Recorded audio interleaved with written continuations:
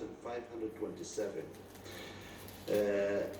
Those who recovered from COVID-19 exceeded 6,623, and the number will increase. Like many countries and in the region and beyond, the definition of recovery has been changed from 14 days to 10 days if a person or a patient is symptom-free. Unfortunately, since the disease started or the pandemic started, we lost 90%, the death 90%, saying that the death rate in Oman is 0.45% of those who are confirmed COVID-19. Also, there are countries which follow different definition of the causes of death. In Oman, any person who is positive for this virus, whatever the cause of death, we always count them as due to COVID-19. This may change depending on WHO regulation and other organizations.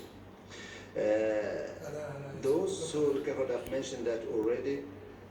We admitted since this disease started 1,057 patients to healthcare facilities in Oman, a private and government sector.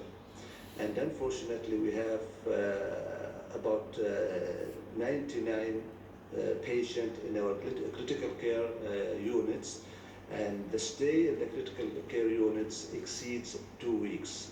The average is about 4 weeks. This virus is still spreading very fast. It is unfortunately changing worldwide. Changing, I don't mean mutation of the virus, that might happen. But the number of cases in many countries, especially in the southern hemisphere, might increase rapidly.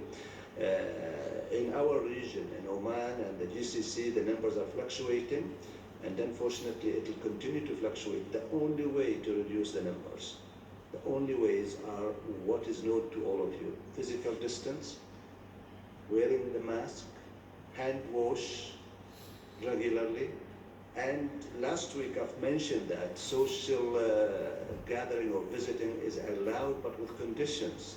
First degree relatives, very close relatives, yes, but you need still to keep your social distance, 2 meters.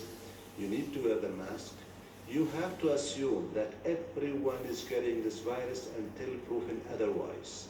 And since I've mentioned this, some of you who follow the international press, and I'm sure all of you, you've heard lots of talk about WHO said that the person who is carrying the virus but is symptomatic, the chance of spreading the virus is low. That unfortunately was misquoted and taken out of its content from a press release conference which WHO conduct daily from Monday to Friday. And one of the experts, Dr. Maria Van Kerkhove, she quoted a small study from Singapore, and part of that study showed that there might be